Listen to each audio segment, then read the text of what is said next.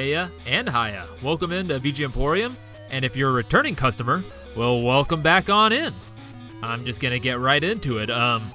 We're gonna be going down memory lane again for me. Not as far back as when I did my Sega Master System Memories episode. That was back to early childhood. No, we're going back to the grand old time of 2006 to 2010. And this window of time was basically when I graduated high school, all the way up to when I first just went out on my own and moved to the big city of San Francisco. So within this about 3.5 year period, I was still kind of figuring myself out, and really figuring out my musical tastes. Yeah, in episode 4, the Overlooked Remix episode, I kind of talked about a little bit about my beginning of my musical self-discovery, and just kind of really getting into learning that I really liked listening to video game music, as well as ridiculous remixes and just weird electronic music stuff. So as I said, I'm going to be sharing with you music that I discovered in my few semesters at the junior college in the computer lab, as well as my own using internet at home when we got that. And a big help in that was this site called Dogpile, which was a search engine, which was used like Yahoo or Google, but it had this function where you could actually look for music, and it would find MP3 or .wav files or whatever kind of music file in a site, and it would give you a direct link to that file, which is actually how I discovered this piece of music that we're listening to right now. This is Melodramatic Pop Song by Plamo.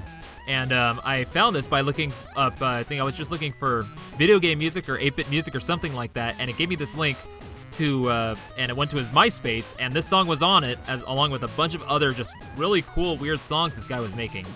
And yes, I said MySpace back in the day when it was actually being used for, promoting one's music. And what music this guy made, he did maybe a few actual Game Boy songs, using LSDJ. But he also did these weird kind of multi-instrumental recordings, a lot of them are made using toy instruments, so toy synths, toy pianos, just all this stuff. And he said he goes by the name Plamo. His real name's Shu Suzuki. And yes, when I first heard the song, I was just whoa, I can't even imagine how he made this thing. It's just so unlike anything I ever heard coming from that was made on a Game Boy. And this is back when I was still kind of in my early days of learning about original chip tunes. So yes, I just gobbled this up. I gobbled up everything else that he had had posted on MySpace, as so far as to finding a way to download all the music he had shared on MySpace before it went down and they cleared out everybody's songs that they had posted up there. Not even my stuff is up there anymore that I had made, which I'm debating whether or not to share. Maybe one day on Bandcamp. But yes, I've been listening to his music that specifically from MySpace, from the space, he was making this stuff from between about 2005 up to about 2008ish or so. And I've been listening to that for the past 10, close to 15 years now. And that's about 20 tracks, and that's mostly originals, a few covers, and a few of them are chiptune. The rest of them are just weird toy instrumental stuff. So now let's fast forward to 2019, and I was trying to find this guy again, trying to find Plamo, see if he had posted more music in those past times, because I tried in the past and just couldn't find anything. And I came across this name Ventla, and I started listening to it, and it sounded familiar. So I did a little digging, and I found out this is the guy. He's still making music, so from the time of 2010 all the way up to now, he's been making music consistently. He's got this goal of creating 100 albums, and at this point, I think he's about close to hitting the threshold of 50. And I have downloaded them all. I have them on a USB stick that I have in my car that I'll just play on random, every once in a while I'm going on long drives, because his music, I just can't explain it. I love it all. I could listen to it nonstop. It's just really hard to explain how good it feels to listen to it. And he is on Twitter, and there was a good solid year where he was actually sharing recordings of himself playing music, where he would have everything set up in just one shot, and he has this memorized to play everything in order. And it's just these instruments, nothing programmed, nothing's only thing that's programmed are on little drum machines or stuff like that, but nothing computer, nothing digital. It's all just analog recorded, and it was really awesome to watch. I would encourage you to go check out his Twitter account. It's his name is Ventla, or at Plamo, and just look at his media and look at his videos, because they're just fascinating and just to watch.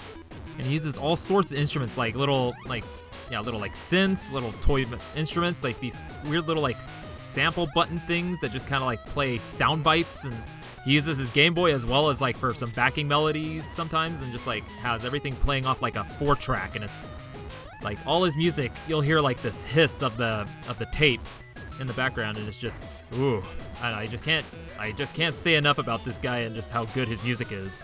Case in point, this DMG jam that we're listening to right now. He has this really good just pop sensibility, like, really feels like, he's inspired by a lot of city pop, video game music, like all the best parts of it. I don't know, it's just hard to explain. You have to go listen to it for yourself.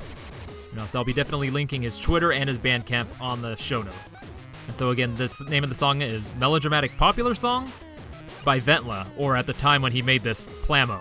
So now moving on, or I should say stepping back a year, because I discovered this song in 2007, so this next one I'm going to play for you, I found in high school as like just a short video on YouTube when YouTube was in its infancy. This is Japanese Animation by Japanese Telecom.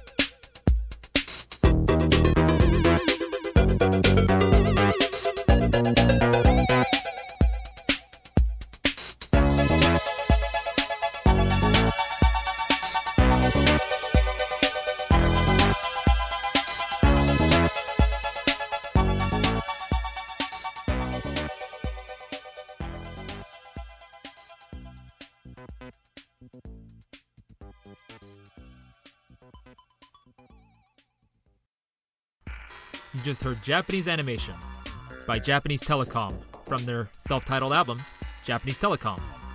And in my research I've done recently, I found out it's actually the pseudonym for Gerald Donald, who was a prominent figure in the Detroit electro scene back in like the mid-late 90s to the early 2000s. and he's more well known for his work as part of Drexcia and Doppler Effect.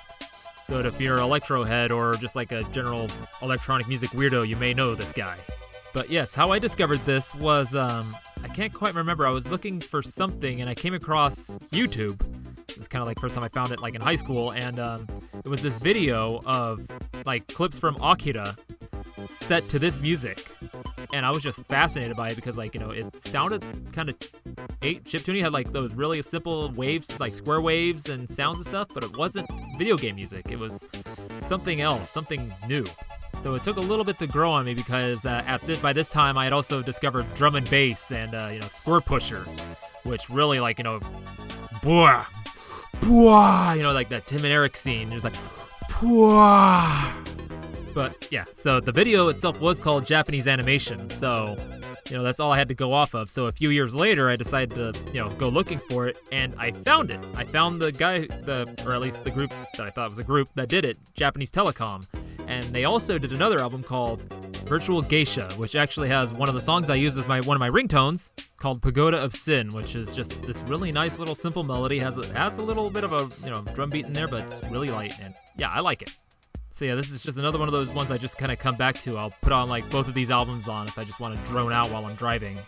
So yeah, no, it's not video game music per se, but I found it in my pursuit of video game music, so that's why I have it here.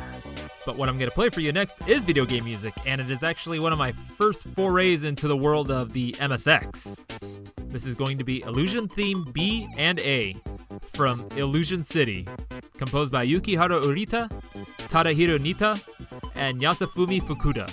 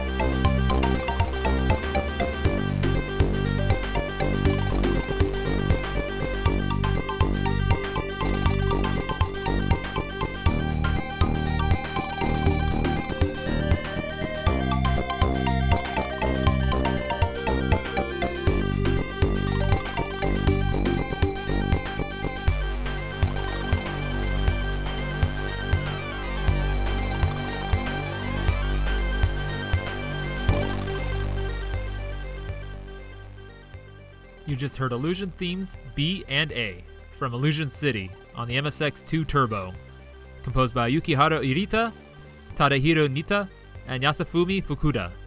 So now, it may be a little obvious that I spent a lot of my time in computer labs, either when I was in high school or my short time at a local college was not for schoolwork, but for just messing around and finding like just cool music or really cool things. And in the case of this, it was my trying to figure out how to emulate Snatcher on an MSX emulator, because previously I had played Snatcher for the Sega CD via emulator, and then I discovered that it was actually, like, the original release was on the MSX, and I had never heard of that before, so I looked into it, found out what it was. Like, Japanese computer was used, like, all throughout Europe and everything, too.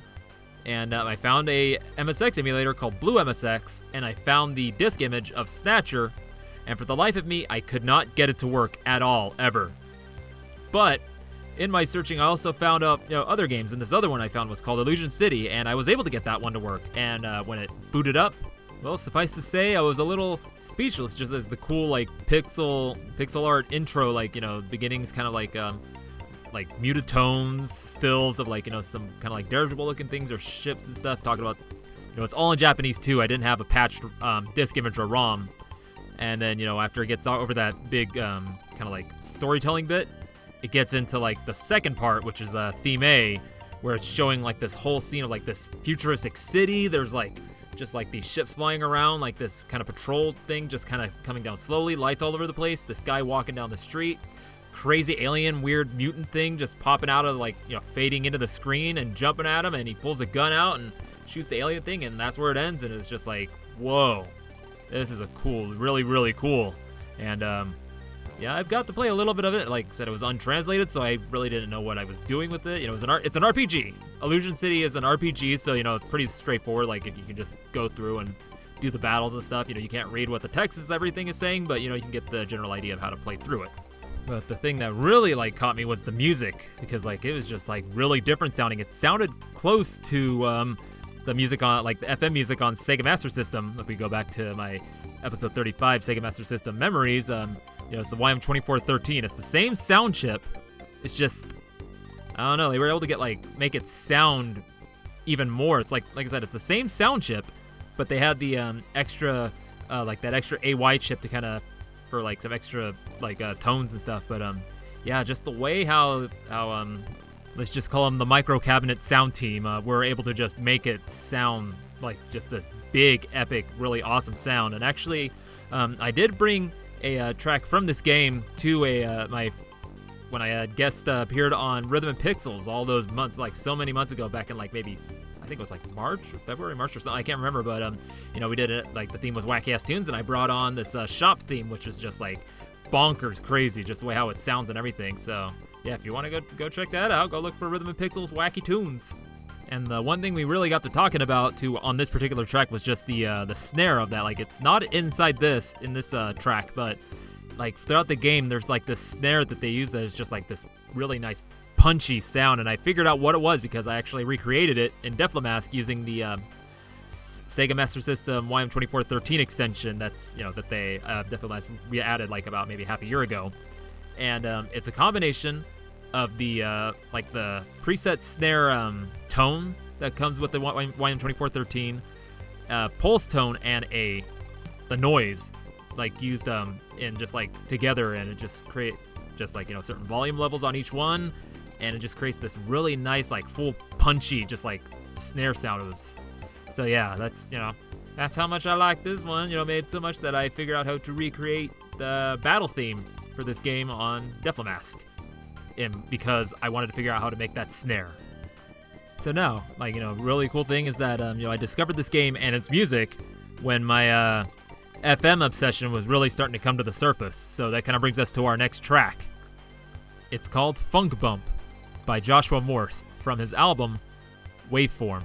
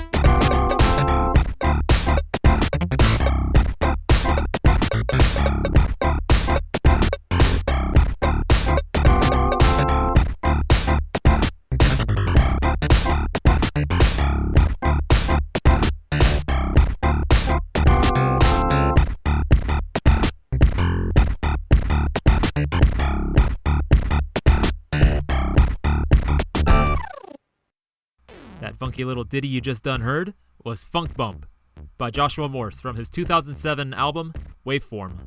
So whereas Illusion City had me hankering for more FM VGM, this here just had me like really wanting more like just FM music in general. I mean, that entire first Waveform album is just nothing but just like these FM funk jams. And the jam master behind it, Joshua Morse, well, I featured one of his songs before on the second Grab Bag episode. And this guy is just a musical genius when it comes to like this VGM inspired like digital fusion, funktastic just jams.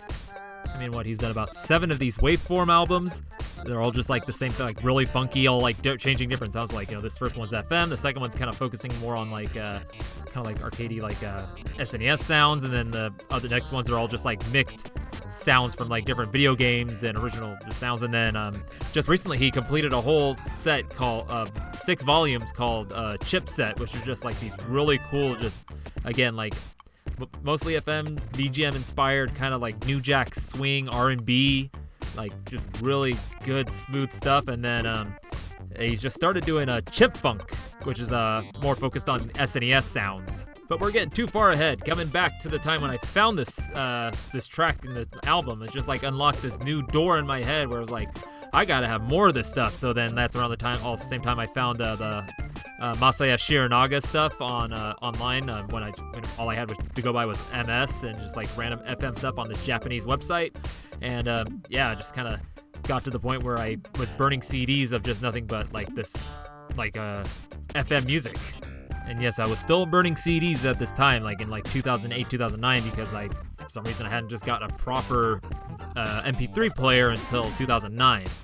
So, boy, you can imagine I just chocked that thing full of all the music I had discovered over those years from 2006 to then. So like all that FM music, all the OLL remixes, all the video game music I'd found, everything like a lot of Square Pusher when I was like really getting into his stuff. Street Fighter 3 Third Strike and Killer 7 soundtracks were just mainstays on any devices I had gotten after that. And can't forget Lagrange Point. That was an exciting time finding GNSF and just recording or exporting all those songs from the Lagrange Point NSF to .wave, then turning them into MP3s to put them on my MP3 player. Now that was an exciting time. But there was one that I had discovered that isn't actually video game music related per se, but maybe more say inspired many video game music in the towards the 80s and 90s. And I'm of course talking about Yellow Magic Orchestra. And the song I'm going to play for you is Raideen from their 1979 album, Solid State Survivor.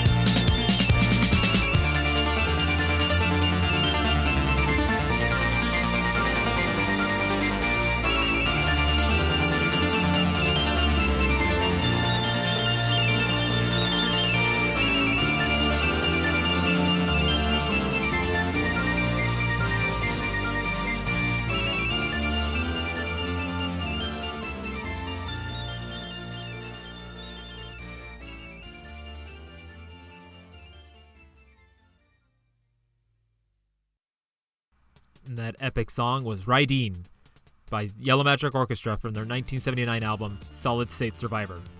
And this pretty much just blew my mind when I discovered it, and subsequently it blew my friends' minds when I introduced it to them.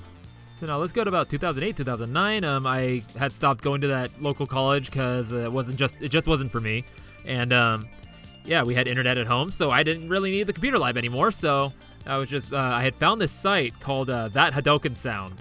And it was just this blog spot this guy was running where he would share this really awesome music he'd find. He would then have either mega upload, media fire, or rapid share links of RAR or zip files that just contained all the MP3s of like these albums. And I found a lot of really cool stuff. Hudson Mohawk when he was still good. But my best discovery was this, like Yellow Magic Orchestra. I was like, whoa, that looks cool. It's just some guys sitting around a table and they're wearing like these matching suits, kind of like Devo. And then I download it, and it's just like, what is this? It sounds like video game music. I mean, just like that opening song on the album, Tokyo, is like, whoa. And then Riding, like this song, which was like immediately conjured an image of the stage in Shinobi 3 where you're riding the horse, and like, the background, there's like the thunder going on, and you see all the grass and all the guys are coming at you and stuff. I mean, like every time I hear this song, I can't help but see that because of that horse galloping sound that shows up through there, and just kind of like that, just this gallop it has.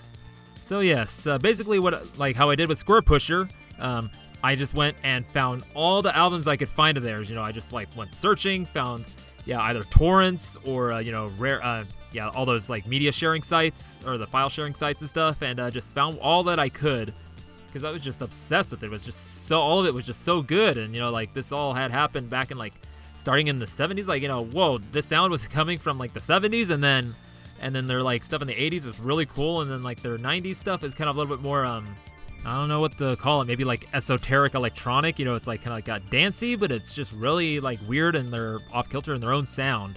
And so as I was introducing the track, I had mentioned that it inspired a lot of video game music from the 80s and 90s, and that's no joke, because a lot of the video game music being done by Japanese composers, you can kind of hear the DNA of Yellow Magic Orchestra in there. And it might be a little bit of a fib saying that YMO wasn't inspired by video game music, because in their first album, their self-titled Yellow Magic Orchestra, they have a song in there called Computer Games, where they actually use sounds from like arcade games and computer games. So they too were inspired by those sounds. So and inadvertently creating a new sound that then inspired more video game music. And these guys' influences was big. I mean, like so much so that Hitoshi Sakamoto used the pseudonym YMOH.S as for when he was making in his early VGM career. So now Yellow Magic Orchestra is made up of Haruomi Hosono, Yukihiro Takahashi, and Ryuichi Sakamoto. And it was Ryuichi Sakamoto that I had really gotten into, or like focused really in on, because at the same time I was really getting into the music of Masashi Hamauzu, and he cited Ryuichi as one of his influences. So I went through and was finding all the stuff he had done, like Thousand Knives, like his live performance of Thousand Knives with like him on piano, and then having another piano that was automated that was playing alongside him, as well as Merry Christmas, Mr. Lawrence, which was a movie that he actually starred in, and he wrote the main theme song for it, which is a really beautiful song. I think I talked about it before in my Masters of VGM episode, talking about Masashi Hamauzu. So now a really fun story about listening to Yellow Magic Orchestra was in one of my first trips to San Francisco, when I was scouting out this place I was going to go to school to called SAE Institute of Technology. I had gotten there.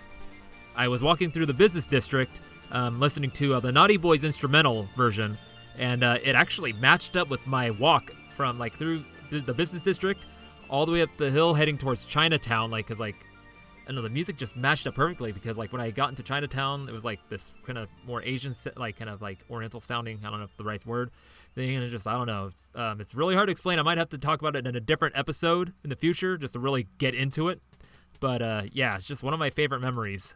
Now it's time to start winding down and heading towards our last track of the night, and this one is like really special. Like I don't know how to explain it, but this is Friends with Cured Fate by Nags.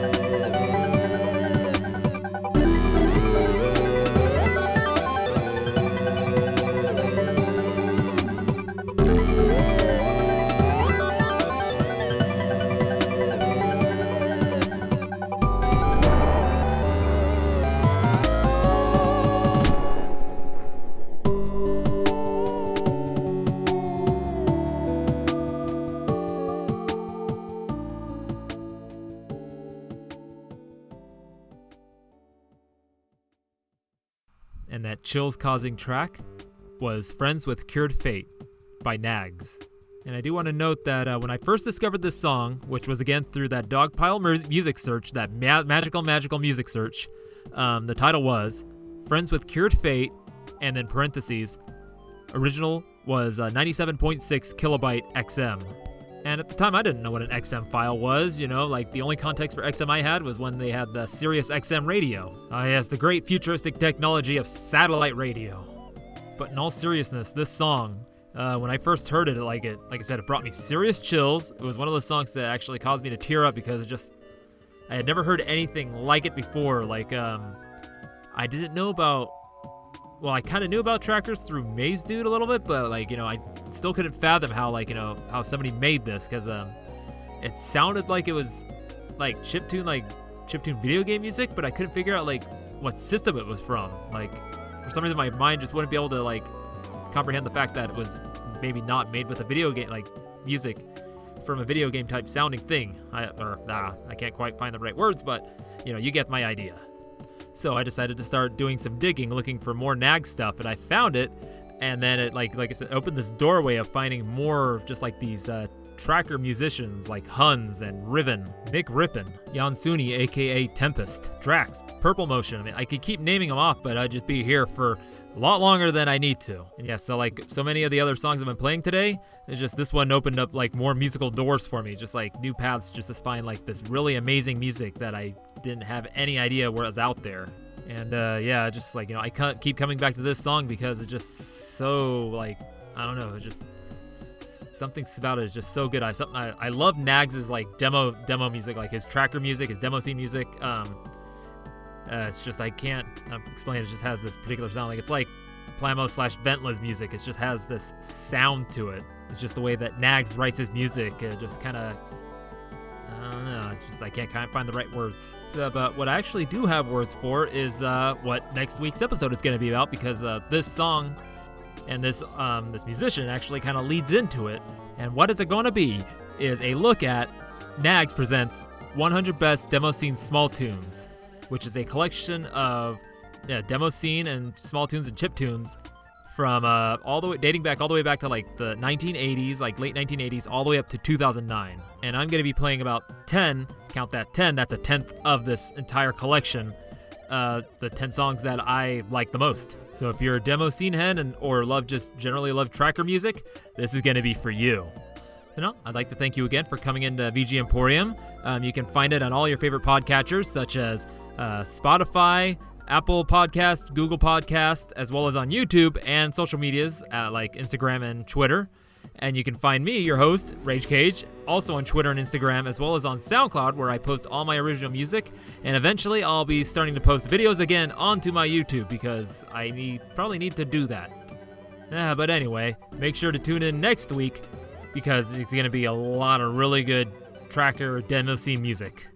You're just gonna love it, I guarantee it!